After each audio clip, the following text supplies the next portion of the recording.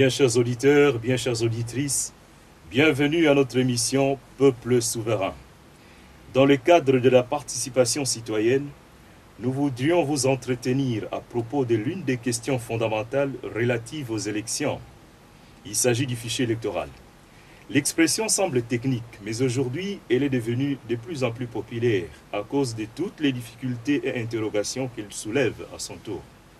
Pour mieux la comprendre et pour nous permettre de nous engager de manière plus responsable dans ces processus électoraux, pour favoriser surtout une réflexion plus conscientisante, nous voulons écouter aujourd'hui le Père Léon Dassé-Molin, qui a bien accepté de nous éclairer sur les fichiers électoraux. Père Léon, bonjour. Bonjour, bonjour aux auditeurs. Le Père Léon n'est plus vraiment à présenter. Il est prêtre jésuite, professeur des universités et membre du CEPAS, Centre d'études pour l'action sociale. Mon Père, sans plus tarder, voici la première question. Quelle est l'importance du fichier électoral pour l'organisation des élections? Je crois que tout le monde est devenu conscient que la base de l'organisation d'élections crédibles et transparentes est d'avoir un fichier électoral fiable. Par fiable, il faut supposer, il faut définir que chacun a eu la possibilité d'être enrôlé. Quand il est enrôlé, de trouver le bureau où il peut voter. Chacun doit avoir le droit de vote, tout le monde doit pouvoir participer au vote. Mais il faut aussi pouvoir garantir que personne ne s'est fait inscrire deux fois, soit sous deux noms dans la même circonscription, ou éventuellement même sous le même nom à deux endroits de la circonscription, soit dans des circonscriptions différentes. Donc c'est toute une technique d'organiser des élections qui puissent garantir autant que faire se peut que tous ceux qui ont le droit de vote et eux seuls accèdent à l'enrôlement et que personne ne réussit à être enrôlé deux fois. Deux fois. Et alors, un fichier fiable, comment peut-on apprécier la qualité d'un fichier électoral? Je crois qu'il faut être réaliste. Aucun fichier électoral dans aucun pays n'est absolument parfait.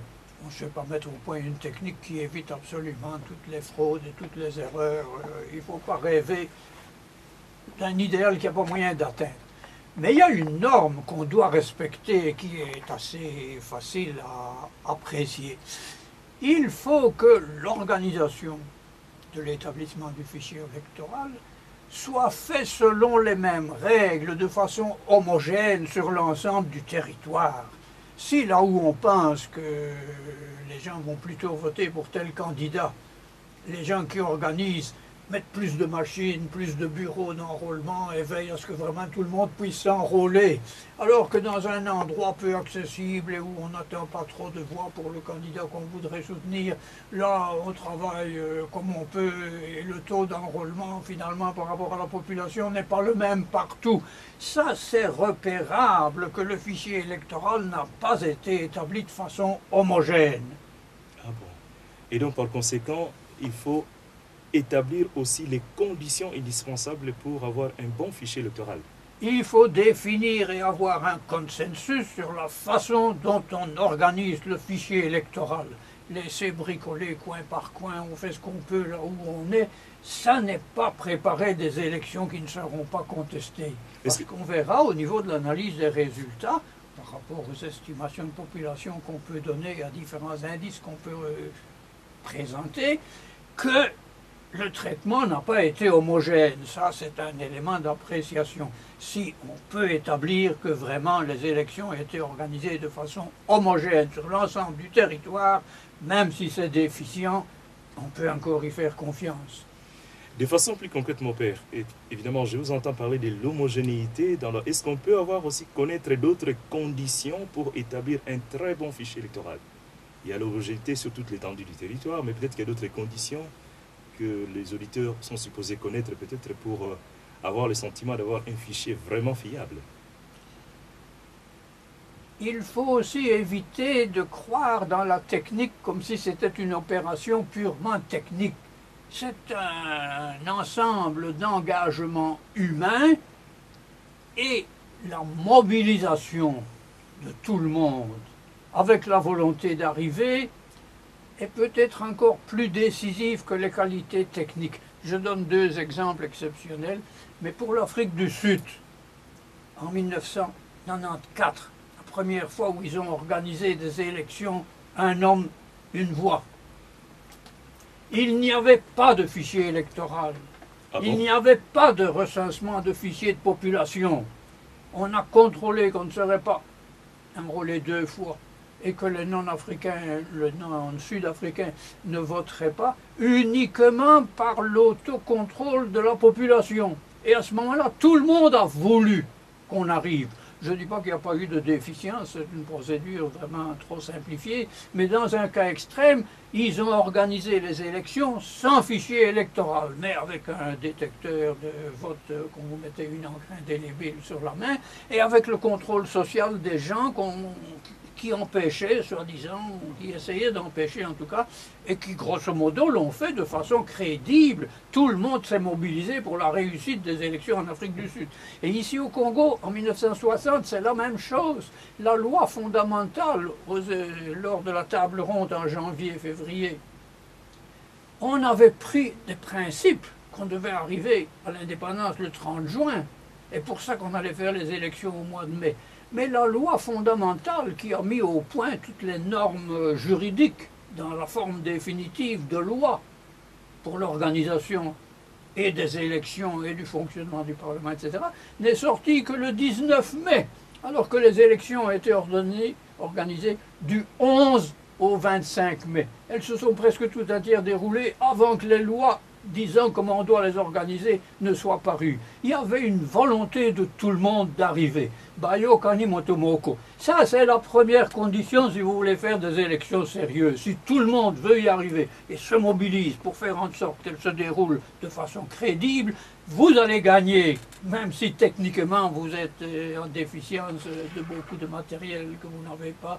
Et la bonne volonté est plus efficace, je dirais, que la technique. S'il y a du sabotage par la mauvaise volonté, ça c'est le plus grave. Donc mon père, l'une des conditions essentielles, c'est la bonne volonté, la mobilisation générale. C'est la mobilisation générale. Et dans les budgets, on n'y songe pas assez. Il faut réellement consacrer ce qu'il faut pour que les gens soient mobilisés, s'engagent et réellement prennent part à la réussite. Ah bon, mais de façon plus concrète encore, dans ces cas, dans le cadre de notre pays, la RDC, mobiliser la population, les engager davantage, c'est les conscientiser à aller voter, ou puisque à l'heure actuelle, on parle des kits à rassembler à gauche à droite, d'enrôlement à faire. S'il est question plus de la mobilisation de la part de la population, de façon concrète, qu'est-ce qu'ils sont supposés faire pour que les élections soient l'affaire de tout le monde, non pas seulement une affaire de la CENI?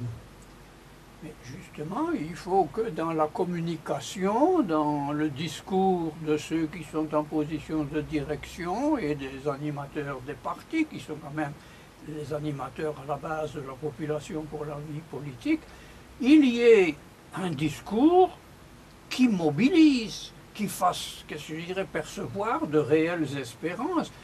Il y a certainement un problème de confiance dans les dirigeants dans le monde entier aujourd'hui.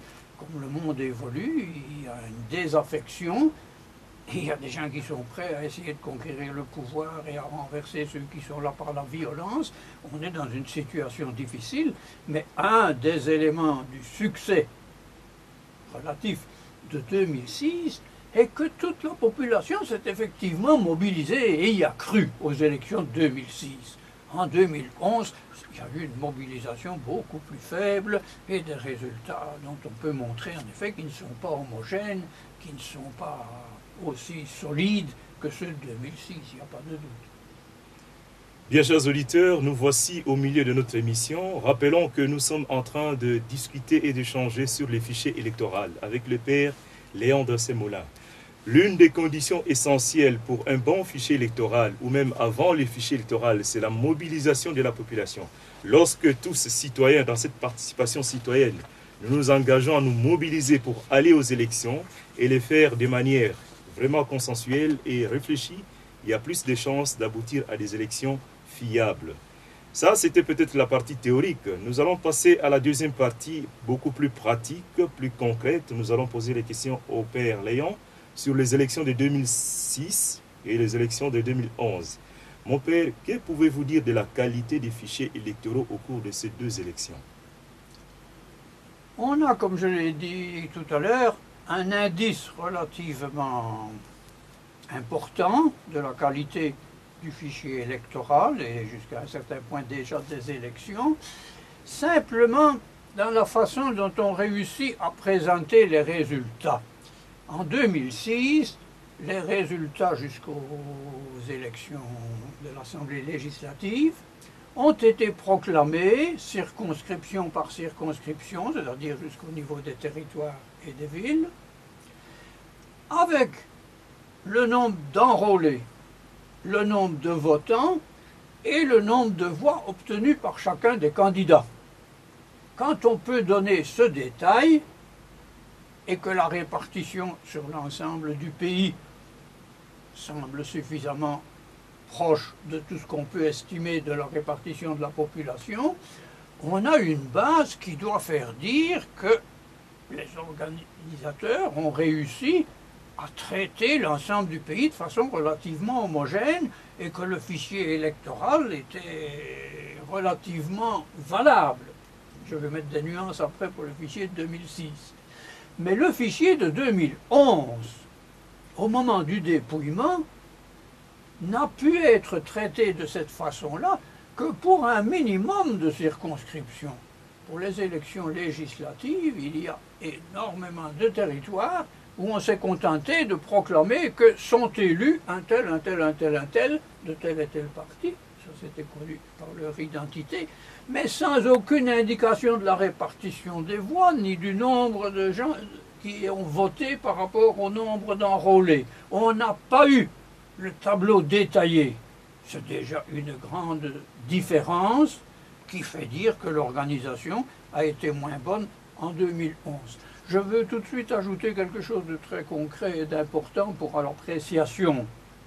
En 2011, on a commencé en retard parce qu'on a traîné, soi-disant, pour faire les élections locales des élections de 2006, et on a attendu, et toutes sortes d'éléments ont retardé, et quand on a mis en place la CENI, elle a dû en 8 mois faire un travail qui, effectivement, aurait dû pouvoir durer à peu près le double pour être bien fait.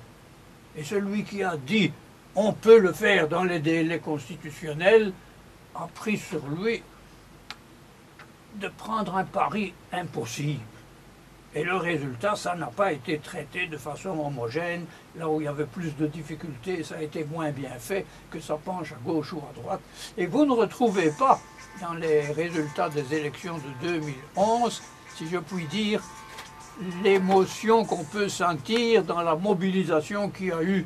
C'était à l'époque pour Bemba et Kabila. Le président actuel.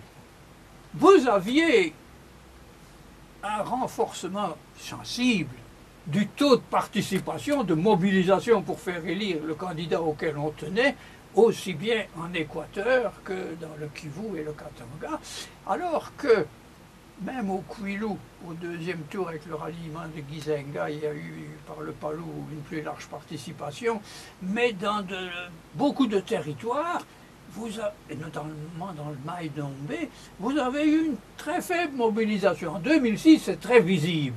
Et au Kasaï, où les gens n'avaient pas Tshisekedi qu'ils auraient voulu avoir sur la liste du deuxième tour, il y a peu d'engagement. Donc, vous avez une série d'éléments qui montrent que les conditions réelles arrivent à s'exprimer dans les résultats.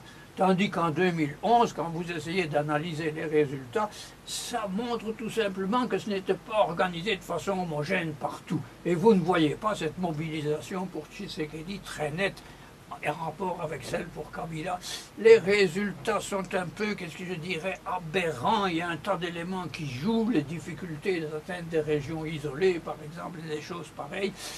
Ça n'a pas été organisé avec la sérénité, ni avec la mobilisation de la population qu'on avait eue en 2006. Alors ces éléments-là, ils rejaillissent en plus tout de même sur des éléments qui mettent en doute le fichier de 2011. Si 2006 est relativement homogène, comment est-ce qu'il se fait que l'accroissement des électeurs enrôlés entre 2006 et 2011, qui pour l'ensemble de la République part de 25 à 32 millions, a le moins augmenté sur les 5 années, 2006-2011, dans la ville de Kinshasa, qui est nécessairement celle qui grandit le plus vite de tout le pays. La province qui grandit le plus vite, ça doit être Kinshasa. Or, la population n'a augmenté que de 13%, même pas 12,9%, alors qu'elle augmente en moyenne de 26% et qu'elle a augmenté de 35% en Équateur, de 33% au Katanga, de 34% au Kasaï oriental, mais que Kinshasa soit à ce point brimé, et on sait qu'à l'époque il y avait eu 2000 bureaux dont les résultats ne sont pas arrivés dans les centres de compilation. Ça, ce n'est pas le fichier électoral, c'est au niveau de la compilation. Mais il est certain que les élections de 2011 ont été organisées dans des conditions plus chaotiques et ont conduit à un fichier électoral, comme je vous ai dit, dont on n'a même pas pu donner le détail des tableaux. Justement, Père, parlant du détail des tableaux, pouvez-vous donner peut-être la comparaison des différences des caractéristiques de ces deux fichiers tels qu'ils apparaissent dans le nombre des électeurs par province? Peut-être ça permet d'avoir une idée plus claire de ce qui s'est passé. Peut-être que le plus simple est de commencer par le nombre de doublons. En 2006, on a essayé de traquer les doublons avec l'informatique, c'est possible, mais quand même sur 30 millions, c'est pas instantané. Qu'est-ce qu'un doublon? Une personne qui aurait été inscrite 2 fois, en se faisant inscrire en général, par exemple, dans 2 communes différentes de Kinshasa. Alors on a traqué les doublons. Vous avez 2 fois autant de doublons en 2011 qu'en 2006. Donc la quantité de doublons, et qui n'ont d'ailleurs pas été éliminés du fichier, quand l'OIF est venu faire son audit, c'est une des choses qu'on a remarquées. Donc, à la fois la façon dont le fichier a été constitué et au point de vue de la finalisation.